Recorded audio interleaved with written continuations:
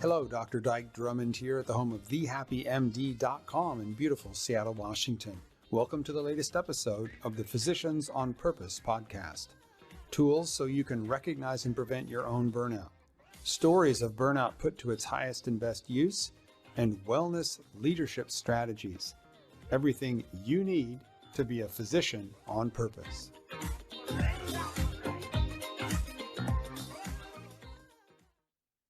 Hello again, Dr. Dyke Drummond here at the home of thehappymd.com in beautiful Seattle, Washington with the latest edition of the Physicians on Purpose podcast. And I'm really excited here because I have on the show one of the good guys of physician leadership. So Len Scarpinato is a doctor and a longtime leader in several different organizations he's been a member of. And he made the transition from being pure clinician to a blended role as somebody who sees patients and functions on the leadership team of his organization. And I know that that is a common thing for doctors to move into leadership as they get a few years of clinical experience under their belt, and it is fraught with a whole bunch of challenges. So Len, welcome to the show.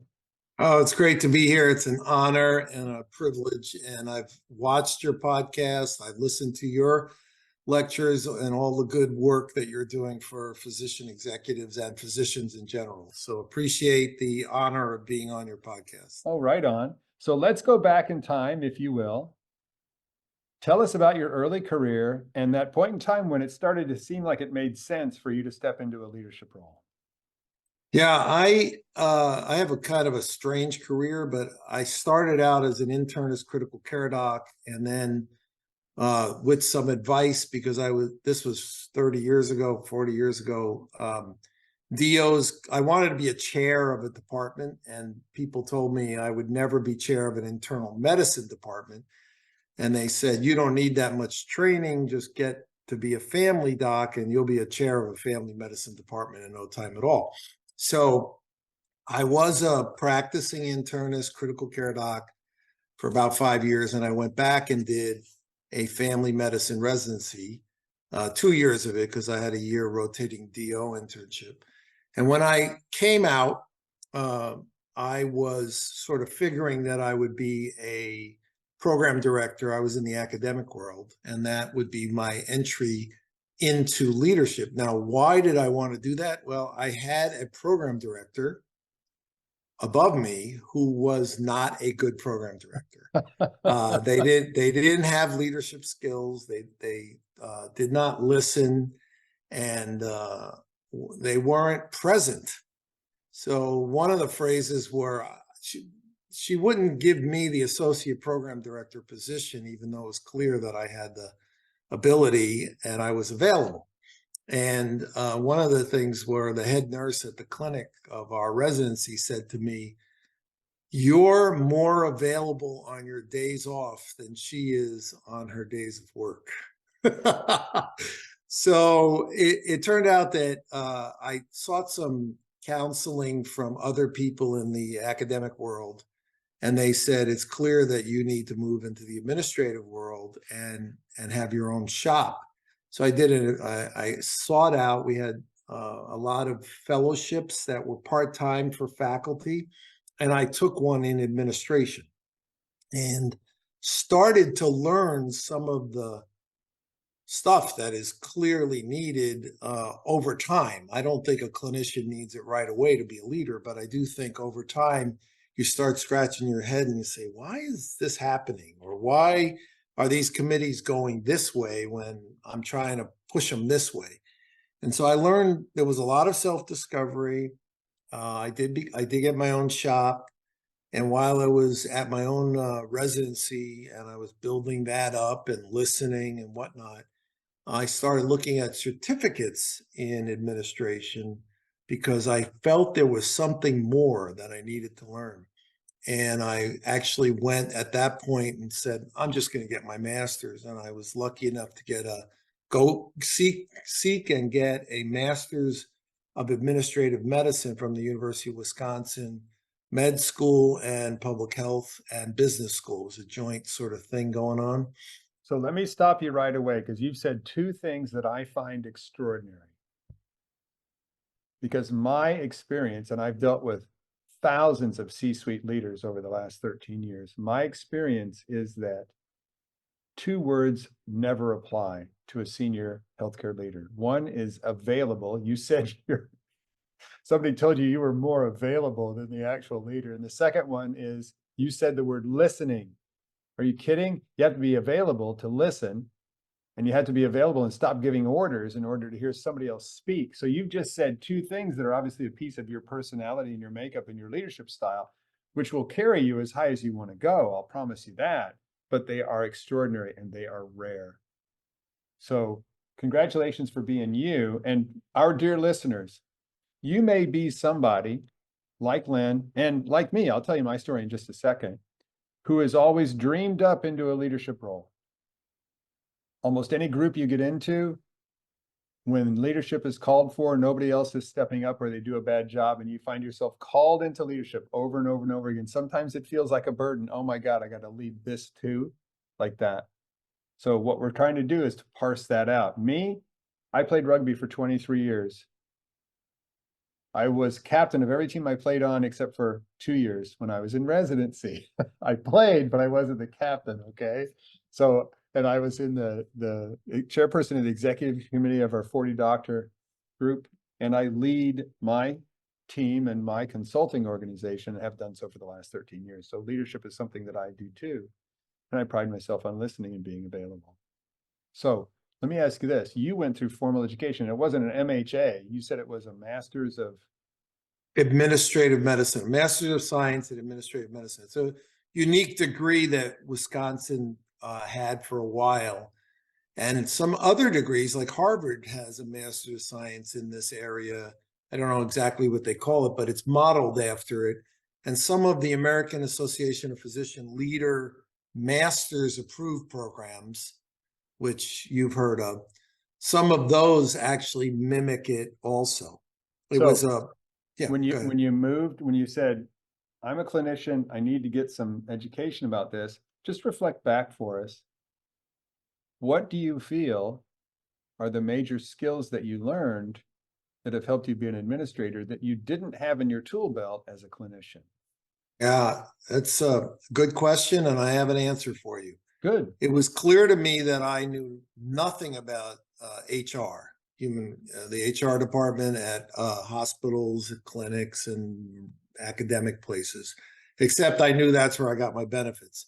But the whole stuff about HR and putting people on improvement programs and how to do that and how to approach it without being, I remember one of my leaders that I was counseling on, I was doing some due diligence talking to his primary care docs, and one of them said to me, I just wish they'd be more of a boss and less bossy.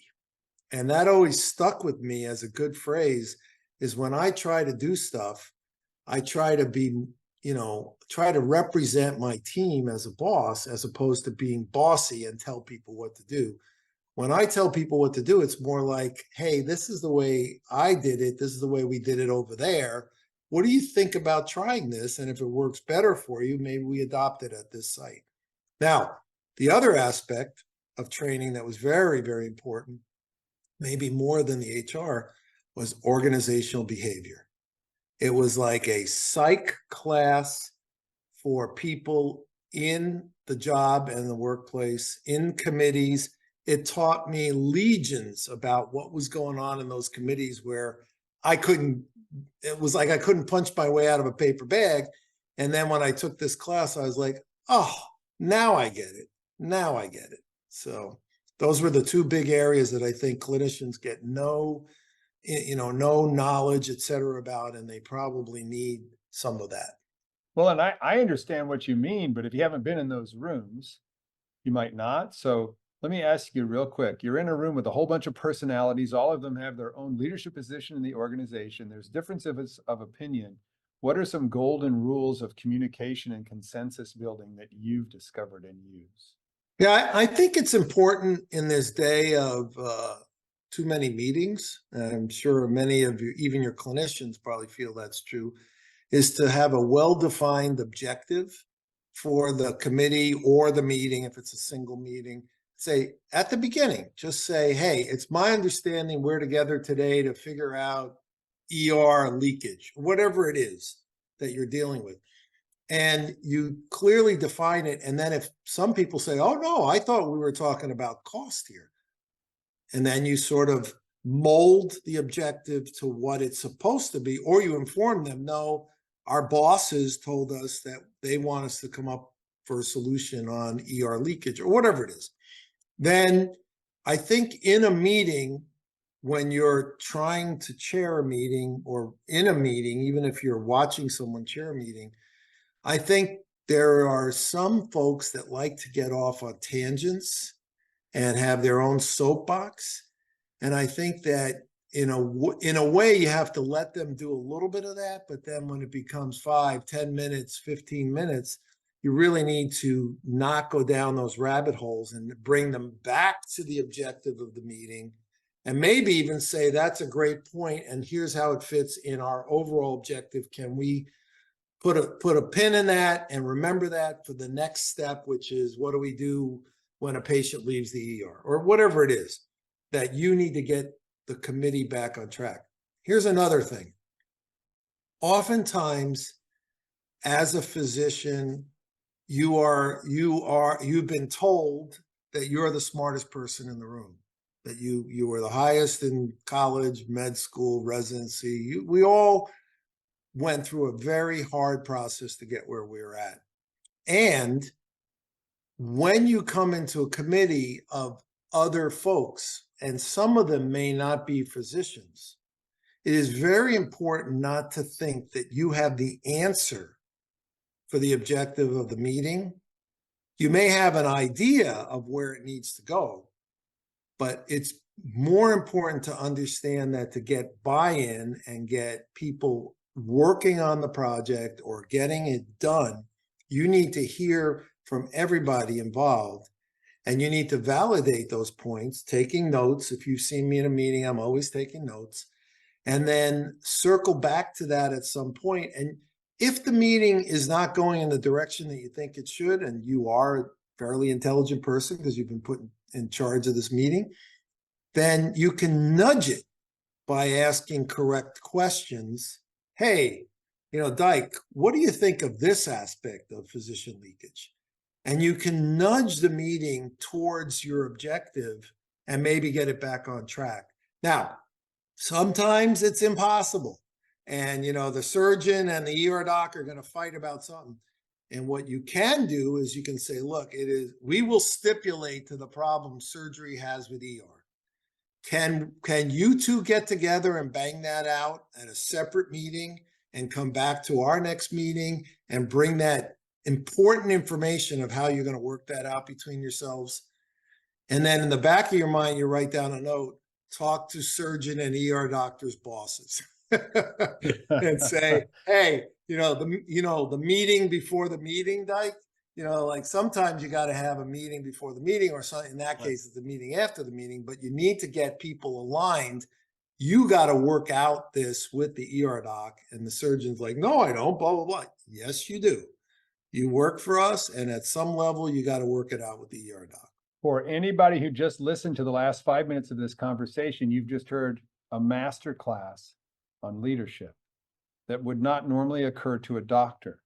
Because I know if you're listening and you're a doctor, you never took a leadership class. You never were taught how to lead, but you absorbed a leadership style, figure out what's going on, give orders, and expect everybody to obey.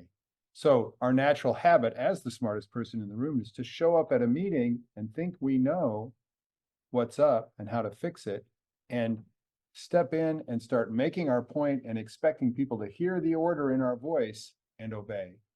I can tell you that when you're at the higher levels of leadership, you are not the smartest person in the room. And the reason is you've just got your opinion. You're wanting to give orders and to tell people what to do. It's just one opinion. And you don't have the benefit of the experience or the knowledge base or the education of anybody else in the room unless and until you actually ask a question. And what do you think? If I come in and say, we're going to do this, versus, hey, what do you think we ought to do? And Sally says, let's do this. And we run with Sally's idea versus me ordering what to do. How do you think the engagement is? And then the other thing I'm going to say is that the most important part of any meeting is to know the objective before you begin. We have a handout that we give out in our quadruple aim physician leadership retreat called the Guerrilla Facilitation Manual, how to lead a meeting from the back of the room. So if you're in a meeting that there's not a clear objective, it's really important to stop everybody and get them all. Here's the catchphrase. This phrase always is useful. Get on the same page. Why? This is also always useful because we don't want to waste any time. Hey, everybody, let's take a minute to get on the same page because I know you don't want to waste any time. Everybody's going to be with you on that, okay? One of the things that helps for those arguments or those blusters and everything where we're going off track with a talker is a parking lot. Parking lot is a flip chart sheet taped to the wall, says parking lot. And what you do is you ask, will this person park this? The reason people don't like parking lots is because leaders have let things die in the parking lot. So you have to say, there's our parking lot. I promise you nothing will die in the parking lot. John, would you write that down on a piece of paper? And what do you think, everybody? Can we park this? The other thing I recommend is do not lead with Robert's Rules of Orders. Robert's Rules of Order limits discussion, calling the question, and it cements a disloyal minority. I didn't vote for it. So we always run our meetings. And again, this is piece of our quadruple aim physician leadership retreat. This is what we teach our wellness leaders in that retreat, is to lead and make decisions by consensus. Hey, everybody, before we get started on our meeting, let's talk about how we're going to make decisions before you have to make one. I recommend we use consensus. What does consensus mean? I can live with that and support it. Doesn't mean you think it's the best idea, but can you live with it and support it? And here's how you call for some consensus. Hey, everybody, sounds like we've made a decision here. How many of you can live with and support, raise a hand, how many of you can live with and support this decision? And then you got to go, I need to show of hands. Anybody not? And if a hand goes up not, don't fear. A lot of people are afraid of consensus because they're trying to figure out what happens if somebody doesn't go with it. It goes like this. Okay, Chuck, what's up? Why can't you live with it and support it? Well, we got to check it out in 2 weeks. Make sure we don't get too far off the rails. And that's usually the only objection somebody has. We got to revisit this at some point in the future. So I say, hey, Chuck, could you live with and support it if we check in on it in 2 weeks? And Chuck says, sure. And I start again. How many of you can live with and support this decision if we check in on it in 2 weeks? Anybody not? Now I've got consensus. Boom. Nobody can say I didn't vote for it. So those are some skills that we teach. And obviously you already practice. Maybe I put a little finer turn on them. And those are the kind of things, if you're going to lead as an administrator, rather than just have an iron ass sitting in the chair, and that's your claim to fame. You go along to get along, right? Then you're going to have to come up with those kinds of leadership skill sets. Now, another thing I know we've talked about, Len, is that rarely is a clinician let go. A clinician is usually only let go if they've done something that's violated the code of conduct, right? Done something unsafe or proved that they can't play well with other people. But an administrator's job is not nearly as secure as a clinician's. Can you talk a bit about that in times perhaps that you've been let go? Yeah, very personal stuff, and actually prompted me to be asked by the American Association of Physician Leaders to do a webinar on it, going on 8-9 years ago, and actually ended up me writing an article with my son about it that was in their Physician Executive Journal. But the short and long of it is, clinicians can expect to keep their job. Less than 1% of clinicians lose their clinical job over a 20-year span, whereas physician executives can have 20 to 40 times higher risk of losing their job. And what we say in the business, and you and I have talked about this separately, is like, you're good for 3 to 5 years, because by then something changes. The CEO, the COO, the mission, the vision, you're now seen as part of the old guard and the new guard's in. Whatever it is, you might not fit the model, especially if you're not malleable and learn the new way of doing things and support it. but generally people will fall into that category. And I've lost or been demoted 3 times from physician executive jobs. One was an academic job where I was the residency director for 7 years, which was the longest period of any residency director at that time. And I ultimately found out that my boss was actually worried that I was held in such good regard that he thought that I might actually be able to step in if he were let go. So it was a form of protection for him, which and just as a caveat, I always try to hire people smarter and better and more than me, because I want my team to be the best possible. And I always put forth my team because I feel that if the team works, I'm seen as somebody who can build a team that works. Well, So hang on a second, Len. That's the final straw. It's clear you're not a psychopath, and you're not Darth Vader, and you didn't go over to the dark side. This is crazy. Like I said, everybody, he's one of the good guys of physician leadership.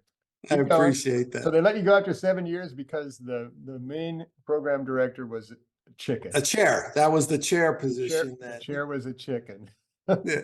So he ended up with that job for another 10 years. And, God bless him. But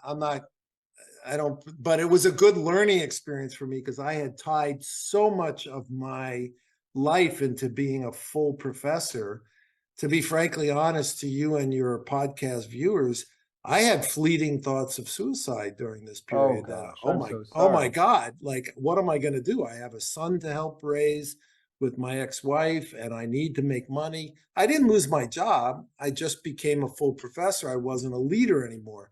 So I actually sought some therapy and did a lot of reading. And it turned out that, I was turned on to some of the success through failure literature that I quote in my article. And actually, it turned out all right. I got a great position running hospitalist. So I was in primary care, and then now I was running hospitalist group. Well, 5 years later, our hospital joined with another hospital. And the guy who had like 6 months experience leading, but he had 25 docs working under him versus me, who had started a program with 2 docs and grew it to 9. Because the other hospital was bigger, they said, we're going to make him the director of the whole thing. And they're like, he's a member of the Society of Hospital Medicine. I said, I'm a founding senior member of the Society of Hospital Medicine. I said, I helped found that organization. You guys didn't even know that. And they said, well, we want you to stay. And I said, you're giving me a free ticket to go look for a job in leadership. And I was lucky enough to actually get 2 offers for jobs as regional chief medical officer for hospitalist organizations. So I jumped up to regional level, and I had that job and different permeations of it, and actually got into the C-suite at that company until they went through a downsizing, and I lost that job. But because of my prior experience, my son said, why don't you just go be a hospitalist? God bless him. He was a teenager at the time. And I said, no, I don't want to just be a hospitalist. I want to still see patients, but I want to do something that has me in leadership. I've gotten this master's, I've got experience, and I know people tell me I know what I'm doing.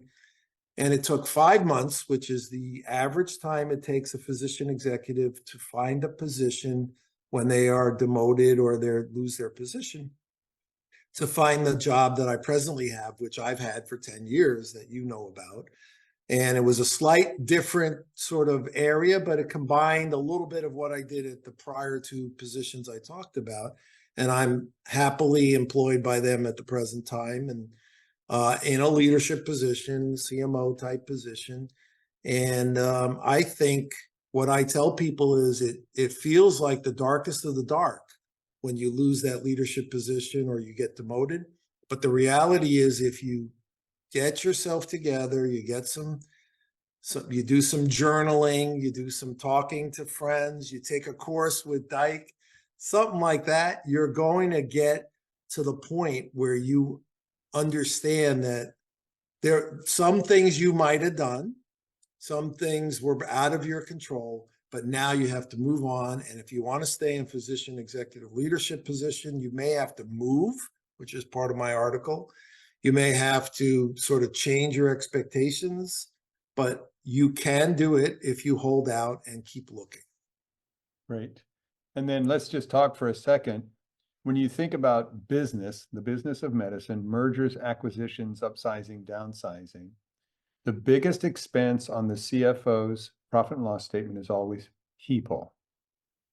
And the people they can least justify keeping in the company are the ones that don't produce RVUs and billable Yeah. services. So when you see organizations in any industry, especially if there's a merger and we're gonna enact economies of scale, what they'll do is they'll take out a whole level of mid-level management, which in many cases involves medical directors and section chiefs and wing managers and that kind of stuff, which is some of the positions that doctors occupy.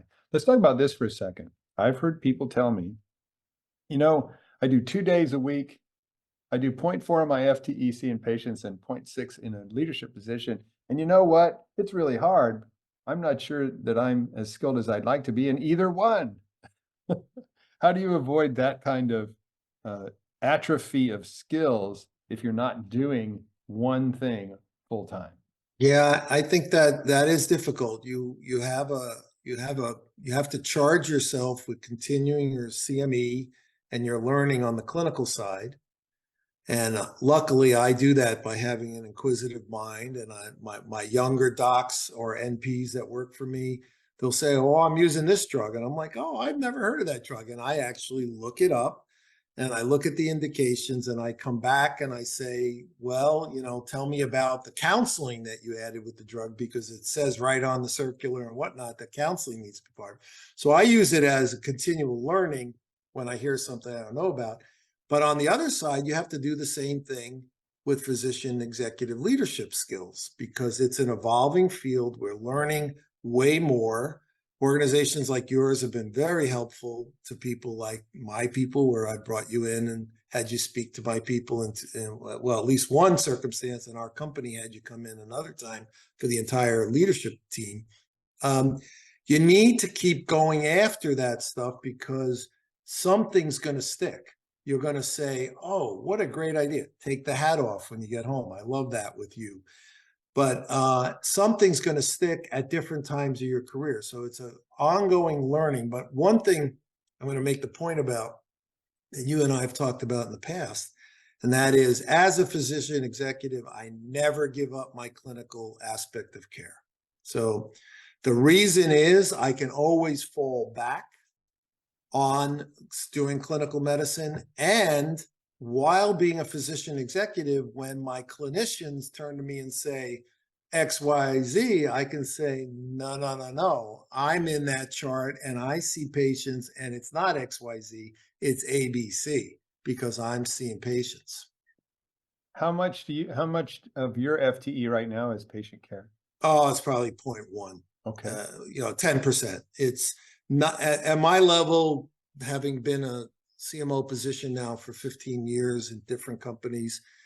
They at some places, occasionally I look at the job boards. I'm not actively looking, but they'll say no clinical at all. And I'm pretty close, but I have a license in every state our company is in. Okay, So cool. I can see patients. And this next assignment that you and I talk separately about, I probably will see some walk-ins and hospital discharges, because those are two areas of my sort of expertise in clinical medicine. Okay, cool. And let's talk for a little bit about the different flavor of satisfaction, accomplishment, meaning, purpose for a leader as opposed to a straight up clinician. Oh boy. So You know how to ask the questions. well, people tell me, "Well, Dyke, you're not even a doctor anymore." And I say, "Oh, hang on a second. I beg to differ. When you retire, you're still going to be a doctor. Anybody who's survived medical education is always a doctor. We see the world from a different viewpoint." And I Yeah. loved being a clinician. I really did. I enjoyed the adventure of trying to put together these disparate points of fact into a cohesive story and a unifying diagnosis and teaching the family how to take care of what was going on. I loved it. And you have to admit, it's a limited one-on-one cycle of one at a time. We're going to solve this and this and this. And when you are in a position of leadership, like me as captain of a rugby team, I played, I was a member of the team, but coordinating the activity of all these people to maximum performance and marching home again in victory, holding the trophy, right? So there's a whole different level of satisfaction, meaning, and fulfillment when you are growing other people. So talk a little bit about the differences in the way it's Yeah, you are exactly right. And I too, like you, love seeing patients and actually have, when my bosses have come to me and say, well, we're going to have to make you see some patients, I'm like, fine, I bring it love it. on. I'll go right back. And you want to pay me what you pay me to have me see patients? I'm all there, you know. But then they usually back up and say, well, no, we want you to still lead. And so, but I would totally agree with you. I think seeing patients, and even if somebody, I mean, some of my examples are having to tell a patient and family they have cancer and leading them through that diagnosis as they don't understand what HEMONC is telling them. And I'm translating all the time as a primary care doc. You're always translating what the specialists say, because no, I don't think it's not all the specialists' fault, and there may be some specialists watching. I think they are genuinely clear in what they try to explain to people, but when they hear that diagnosis, everything shuts down. And, you know, I grew up in a blue collar family. God bless my parents for pushing me to be educated and eventually go to medical school. But I saw it with my family. I still see it with some family members today. There isn't a lot of, oh, what do those doctors know? They don't know anything. So as a primary care doc, when I see patients, I always try to talk in their language. I, you know, worked a lot of blue collar jobs going through college and med school and whatnot, because I wasn't funded by rich parents. God bless them. They helped what they could. But there are those rewards in clinical medicine and in administrative physician executive positions. Not very often do you get attaboys. There's an expectation that you're going to be able to lead and lead successfully. Kudos to the organizations that have one-on-ones monthly and have quarterly reviews where a physician executive or any kind of executive can put in, this is what I did in the last 3 months. This is what you told me to do, and this is how I accomplished it. And then you're reviewed on those metrics. And in an organization like that, that is a very positive when you come out of a one-on-one and they say, you're valued because of what you've done. But it's not common. I would encourage people to not leave physician executive positions because they're not getting an attaboy every day like you get when you have a patient smiling when they leave the room. Well, how about when you bring somebody on board that you've deliberately chosen to be smarter than you, and then they move on to a higher position somewhere else in industry? How does that feel? Yeah, I had that lucky experience a couple of times, and more recently in this organization. And honestly, if you're in the right organization, someone will call you up and say, by the way, that was a great hire and great mentorship, and you did a great job. And they won, you know, administrative physician of the year or whatever. But we know it was you that got them to that point. And even better, that person came to me and said, by the way, thank you. Thank And you. you know, I think it's great. And again, if you're looking to protect yourself and not have people smarter than you and not have people that can have potential greatness, you're going to have failing teams and mediocre work product and whatnot. But if you try to hire the best people you can and set them right and nudge them in the right direction, you're going to have great teams that do great work. And I think that the key things that I teach and we have found most successful for doctors who are stepping into leadership is to take on 2 habits that doctors don't normally have. One make sure that you understand when you step into your leadership role and out of your clinician role, you're changing hats. So take a big breath and pretend like you're putting a hat on. This is your leader hat. In your leader hat, you do two things. You ask questions, you don't give orders, and you say thank you. So let me just say how important thank you is. Every doctor I've ever talked to, when I ask them to tell me their last ideal patient outcome, where they say to themselves after they treated that patient, yes, that's why I became a doctor in the first place. And dear listener, if you would think about your last ideal patient outcome, that'd be cool. What I found is that 99% of the time, those patient encounters are ideal because the patient or a family member said two words in the encounter, and those two words are always the same. Thank you. So a thank you from a patient is a peak experience and a huge energy infusion for any physician. Guess what you have in your power as a leader that's just as important? Your ability to say those same two words. Early and often, you won't make them soft. Tell them why you're thanking them. You know, Chuck, thank you so much. We really appreciate your hard work, especially what you did with Mavis the other day when she was so upset when she came in. Thank you so much for calming her down and doing a good job of tucking her in. I was specific. It was deserved. It's going to make his day. And you can make anybody's day when you say thank you as a leader. I promise. Don't you think? Oh, I absolutely agree with you. And I do think that it is underutilized for whatever reason, insecurities or otherwise, by physician executive leaders. It's no sweat off your back. And there is a communion that occurs when you do that with somebody, that they recognize that you recognize they did something above and beyond. When it's genuine. The Right. last thing I want you to do is say thank you just because I said so on a podcast and you're just playing the role. Oh my God, that makes everything worse. Okay. So be a mensch, say thank you when you meet it, do it early and often, and it'll make a difference too. Len, any other last thoughts before we wrap it up for today? No, I would encourage any folks who are interested in physician executive leadership positions to do some due diligence and discovery. When I hire physician leaders, I look for people who are not trying to get out of something, i.e., clinical medicine, the grind, I don't like where I work, but they're people who are looking to get into something.